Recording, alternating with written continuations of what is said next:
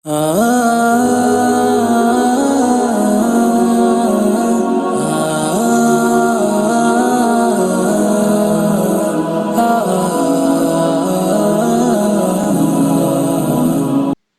جمعۃ المبارک کا موضوع اللہ رب العالمین کی ناپسندیدہ چیزیں ہیں۔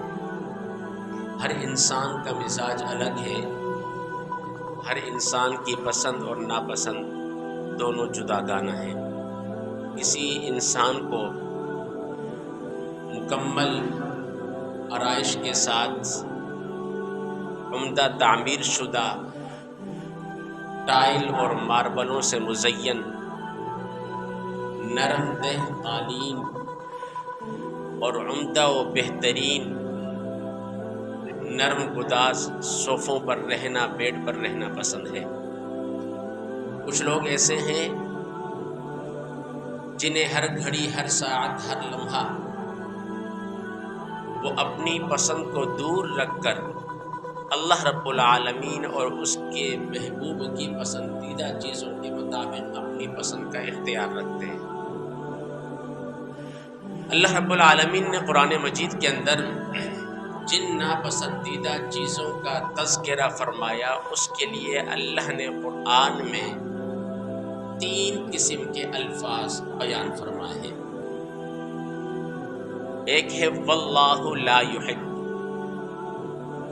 اور ایک ہے ان اللہ لا یحب، اور تیسرا ہے لا یحب اللہ، کہ اللہ رب العالمین پسند نہیں کرتا۔ اللہ رب العالمین نے قرآن مجید کے بے شمار مقامات پر ان اللہ لا یحب کے کلمات بیان فرمائے کہ اللہ فرماتا ہے ان اللہ لا یحب من کان مختالا فخورا، فرمایا بے شک اللہ تعالی تکبر کرنے والوں کو پسند نہیں کرتا۔ تکبر ہے کیا چیز؟ تکبر یہ ہے کہ اللہ رب العالمین کے دیے ہوئے مال پر ناشکری کرنا اور اس کی بچھائی ہوئی زمین پر اکڑ کے چلنا، یہ کیا ہے؟ تکبر ہے۔ اور ہمارے استاد محترم، میں اکثر بار یہ جملہ کہتا ہوں، جب ہم طفل مکتب تھے تو ہمارے استاد محترم کہا کرتے تھے جب انسان کف لگا ہوا کاٹن کا سوٹ پہن کر جاتا ہے تو اس کے اندر تکبر پیدا ہو جاتا ہے۔ وہ ہر زاویے سے سوچتا ہے کہ بس میری استری خراب نہ ہو۔ اگر دور دراز کا سفر کر کے کہیں جانا ہے تو تب بھی وہ اپنے دامن کا زیادہ خیال رکھتا ہے کہ کہیں اس کی استری زیادہ خراب نہ ہو جائے، اور پھر بار بار جہاں پر 4 قدم چل کے جاتا ہے بار بار اس کے دامن کو سیٹ کرتا ہے۔ ہمارے استاد محترم فرمایا کرتے تھے اگر کاٹن کا سوٹ پہننے کے بعد تمہارے دل میں ذرہ برابر رائی کے دانے کے برابر بھی اس طرح کا خیال آ جائے تو فرمایا اس کو مٹانے کا ایک ہی طریقہ ہے۔ ہم نے کہا استاد محترم وہ کون سا؟ آپ نے فرمایا بس یاد رکھنا آخری لباس جو تمہارے ساتھ جائے گا وہ بھی کاٹن کا ہوگا، جس کا نام کفن ہے۔ تکبر ایک زاویے سے نہیں ہوتا۔ اب ضروری نہیں ہے کہ جو کاٹن نہ پہنے اس میں تکبر نہ ہو۔ تکبر کا اندازہ دوسرے انسان کو ان کی وضاحت سے ہوگا۔ ہم نے دیکھا جو لوگ عہدوں پر، مسندوں پر براجماع ہوئے، چاہے وہ چھوٹے عہدے پر کیوں نہ ہو، ہم نے تو یہ بھی دیکھا بعض دفعہ گلی کا جو بھنگی ہوتا ہے اس کے اندر بھی تکبر آ جاتا ہے۔ 2-4 گلیوں کی سیوریج لائنیں اچانک سے بند ہو جائے نا، اور پورے محلے میں وہ ایک ہی شخص ہو، اس کے پاس کہتے ہیں بھائی میرے پاس ٹائم نہیں ہے، اس کا کام کر کے اس کے بعد آؤں گا، وہ بھی سینہ چوڑا کر کے پھر بات کرتا ہے، اس کو پتہ ہے کہ اب میری ڈیمانڈ ہے۔ ضروری نہیں ہے کہ جو انسان کاٹن کا لباس زیب تن نہ کرے اس میں تکبر نہیں آئے گا۔ تکبر آ سکتا ہے، تکبر پیسے کی وجہ سے بھی آ سکتا ہے، تکبر VIP گاڑی خریدنے کے بعد بھی آ سکتا ہے۔ وہ کیسے؟ اگلا کہے میں تو فارچونر میں گھوم رہا ہوں اور یہ مہران میں گھوم رہے ہیں، اس کی کیا اوقات ہے مجھے ہارن مار رہا ہے۔ ہم نے تو یہاں پر ایسے لوگ بھی دیکھے۔ تو المختصر اللہ رب العالمین کو تکبر پسند نہیں ہے، جب اللہ کو تکبر پسند نہیں ہے تو تکبر کرنے والا انسان کیسے پسند ہے؟ ان اللہ لا يحب الکافرین، اللہ تعالیٰ کافروں کو پسند۔ کون سے کافر؟ وہ کافر جن کو اسلام کی دعوت دی گئی ہو اور انہوں نے اسلام کی دعوت کو ٹھکرایا، وہ کافر جو ایمان نہ لانے کا، جب ان کے پاس ایمان کی دعوت کو پہنچایا گیا انہوں نے اس کو قبول نہیں کیا، تو ایسے کافر بھی اللہ تعالیٰ کو پسند نہیں ہے۔ اور مسلمان اور کافر کے درمیان فرق کرنے والی چیز کون سی ہے؟ حضور ختمی المرتبہ صلی اللہ علیہ وسلم نے ارشاد فرمایا، بین العبد و بین الکفر ترک الصلاۃ، فرمایا نماز کا چھوڑ دینا کافر اور مسلمان کے درمیان جو فرق رکھنے والی چیز ہے وہ کیا ہے؟ نماز ہے۔ آج دیکھ لیں ہماری نمازوں کا کیا ہے۔ ہم یوں سمجھتے ہیں کہ بس ہمارے کاندھوں پر ایک بوجھ تھا اور سجدہ کیا وہ بوجھ اتر گیا۔ ایسی نمازیں پھر چاہے وہ میری ہوں یا آپ کی ہوں، ایسی نمازیں اللہ رب العالمین گندے کپڑے میں لپیٹ کر دوبارہ منہ پہ مار دیتا ہے۔ ہماری نمازوں سے اللہ کی شان میں اضافہ نہیں ہوگا۔ کیوں؟ اللہ رب العالمین نے قرآن میں ارشاد فرمایا، وَمَا خَلَقْتُ الْجِنَّ وَالْإِنسَ إِلَّا لِيَعْبُدُونِ، اللہ نے جنوں اور انسانوں کو کس لیے پیدا کیا؟ کس لیے پیدا کیا؟ اپنی عبادت کے لیے۔ اور انسان بولتا ہے مجھے پیدا کیا ہے مال کمانے کے لیے، انسان بولتا ہے مجھے پیدا کیا ہے اپنا نام اور شہرت بنانے کے لیے، لیکن اللہ فرماتا ہے نہیں، میں نے کس لیے پیدا کیا؟ اپنی عبادت کے لیے۔ 24 گھنٹے میں 5 مرتبہ اللہ کے حضور حاضری دیں، اللہ رب العالمین آپ کے تمام بگڑے ہوئے کاموں کو درست فرما دے گا۔ اگلی آیت مبارکہ اللہ رب العالمین نے قرآن مجید میں ارشاد فرمایا، لا يحب الظالمین، اللہ رب العالمین ظلم کرنے والوں کو بھی پسند۔ ظلم کسی بھی زاویے سے ہو سکتا ہے، کسی بھی صورت ہو سکتا ہے، کسی بھی لمحے ہو سکتا ہے، کسی بھی جگہ ہو سکتا ہے۔ آپ یہاں سے درست نیت لے کر نکلے، راستے میں اللہ نہ کرے آپ کے ساتھ کوئی سانحہ ہو گیا اور آپ کو معلوم ہے غلطی آپ کی ہے، آپ کی غلطی سے یہ حادثہ ہوا اور آپ نے سارا کیچڑ اگلے کے اوپر ڈال دیا، یہ کیا ہے؟ کیا ہے یہ؟ ظلم کی ایک آسان مثال۔ فرمایا یہ کیا ہے؟ امامہ ہے۔ امامی کی جگہ کون سی ہے؟ اونچی بولیں، امامی کی جگہ کون سی ہے؟ سر ہے۔ فرمایا جو اس امامے کو پاؤں میں رکھے گا اس نے ظلم کیا۔ جوتی کی جگہ کون سی ہے؟ پاؤں۔ جو انسان جوتے کو سر پہ رکھے گا اس نے کیا کیا؟ جی ظلم کیا۔ یہ ظلم کی آسان مثال ہے۔ اور ہمارے یہاں کیا ہوتا ہے؟ دوسرے کے مال کو اس طریقے سے ضبط کیا جاتا ہے، اس طریقے سے اگلے کو بلیک میل کر کے اس کے حق میں سے مال نکالا جاتا ہے کہ اگلے کو خبر بھی نہیں ہوتی۔ وہ کہتے ہیں یار یہ مالداری کے اندر، تجارت کے اندر اتنا تجربہ رکھتا ہے کہ اگلے کی جیب سے مال بھی نکال لیتا ہے اور اگلے کو خبر بھی نہیں ہوتی۔ کہتے یار بڑا ذہین بندہ ہے۔ دنیا والے اسے ذہین کہتے ہیں لیکن قرآن اور حدیث اسے بے ایمان کہتی ہے۔ وہ شاعر نے بھی کہا تھا نا، محنتی کو کمین، بے ایمان کو ذہین کہتے ہیں، اس دور کے لوگ بے حیا کو حسین کہتے ہیں۔ یہی حال ہے۔ اگلی آیت مبارکہ اللہ رب العالمین نے ارشاد فرمایا، ان اللہ لا يحب المفسدین، اللہ رب العالمین فساد کرنے والوں کو بھی پسند نہیں کرتا۔ اب فساد کرنے والے کون ہیں؟ دو بھائیوں میں لڑائی کروانے والے، یہ کون ہے؟ فسادی ہے۔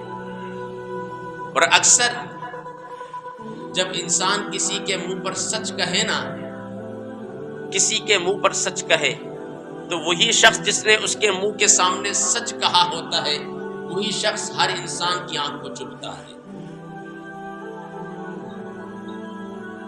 یہی حال ہے. اور فساد کے معاملے کے اندر مردوں کے بنسبت خواتین اس میدان میں زیادہ نمبر لے جاتی ہیں. بات اگرچہ تلخ ہے لیکن حقیقت پر مبنی ہے. گھر کیسے ٹوٹتے ہیں؟ انہی باتوں پر تو ٹوٹتے ہیں. اس نے اس کو وہ کہا، اس نے آگے دو لگا کر پیش کی، اس کو خبر ملی، خاندان میں پھر لڑائیاں اور دڑاڑیاں کیسے پڑتی ہیں، نفرتیں، کدورتیں، عداوتیں، تفریقیں، جدائیاں کیسے ہوتی ہیں. جو خاندان میں ایک شخص فسادی ہوگا نا پورے خاندان کو پتا ہوگا، چاہے وہ آپ کی پھپھی ہو، چاہے وہ آپ کی خالہ ہو، خالو ہو، کوئی بھی ہو، رشتے میں اس کا کوئی بھی نام ہو، لیکن جب پتہ چل جائے، مشہور ہو جائے، تو ہم اپنی اولاد کو بھی کہتے ہیں کہ بیٹا اس سے بچ کے رہنا، یہ بڑا فسادی انسان ہے. تو اللہ رب العالمین مجھے اور آپ کو فسادی انسان کی ہوا سے بھی محفوظ رکھے. اگلی بات، اللہ رب العالمین نے قرآن مجید میں ارشاد فرمایا، ان اللہ لا يحب المعتدین. اللہ تعالی حد سے تجاوز کرنے والوں کو بھی پسند نہیں کرتا. ہر چیز کی حد ہے نا، پیمانہ مقرر ہے نا. دیکھیں سنارے کا جو ترازو ہوتا ہے اس میں منوں اور ٹنوں کا آپ حساب نہیں کر سکتے. اس کی ایک حد مقرر ہے کہ بھائی اس میں رتی، ماشے اور تولے کا حساب کیا جائے گا. فروٹ والے کے ٹھیلے کے پاس چلے جائیں، وہ کہے گا بھائی اس پہ 10 سے 12 کلو تک کا وزن تولا جا سکتا ہے، منوں اور ٹنوں کا وزن نہیں کیا جا سکتا. کانٹے پر آپ چلے جائیں، پوری سوزوکی پورے ٹرالے کھڑے کر دیں، وہ ایک یا دو ٹرالوں کا بھی وزن کر لے گا. اور آپ اس سے کہیں بھائی اپنے کانٹے کے اوپر ذرا 1 کلو سیب تول کر دے دو، وہ کہے گا پاگل ہو گیا.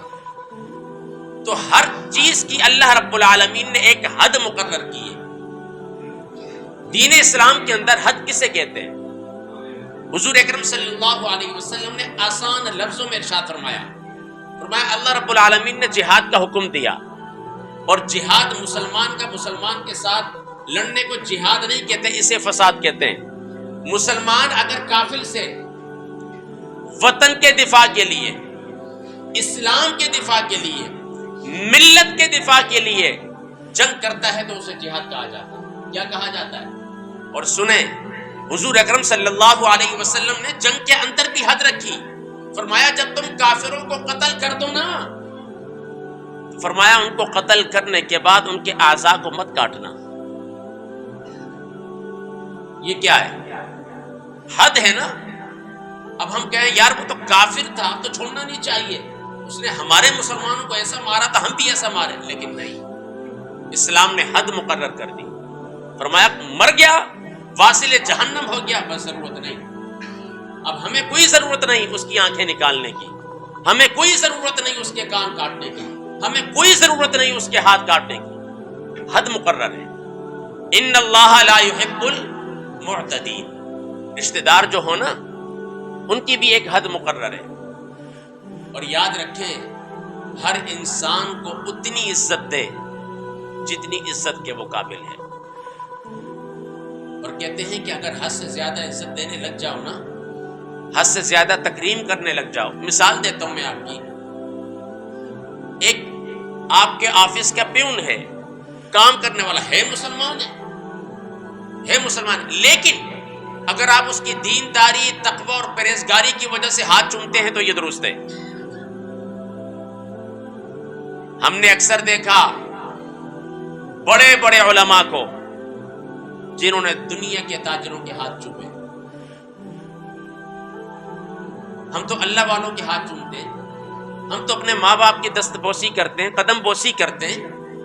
ہم سے یہ کام نہیں ہوتے کہ دنیا کی خاطر جو ہے وہ دنیا کے مالداروں کے ہاتھ چومے، اور وہ بھی وقت کا عالم اور وہ بھی حافظ قرآن. ایسا نہیں ہو سکتا. تم اپنی دولت سے دنیا جہان کو خرید سکتے ہو، تم اپنی دولت سے اپنی زیب و آرائش کے سامان کو خرید سکتے ہو، لیکن یاد رکھو جو اللہ کے آگے جھکنے والا شخص ہے اس کے ایمان کو نہیں خرید سکتے، اس کے ضمیر کو نہیں خرید سکتے۔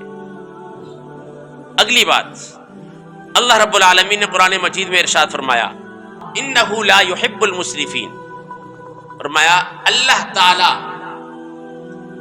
تعالی اسراف کرنے والوں کو بھی پسند نہیں کرتا۔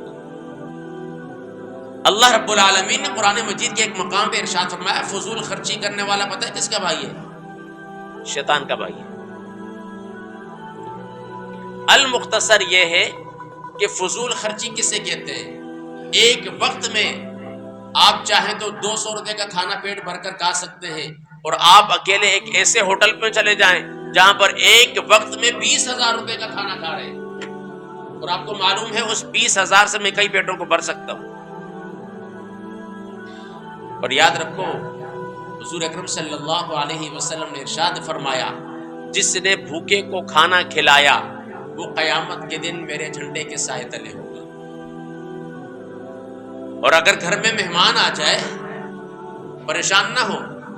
ایک حدیث مبارکہ میں نے یہ بھی پڑھا حضور اکرم صلی اللہ علیہ وسلم نے ارشاد فرمایا مہمان کی مہمان نوازی کے لیے اگر تمہیں قرضہ بھی لینا پڑے تو قرضہ بھی لے لو، اللہ رب العالمین اتارنے کے اسباب بھی پیدا کر دے گا۔ فرمایا کیوں؟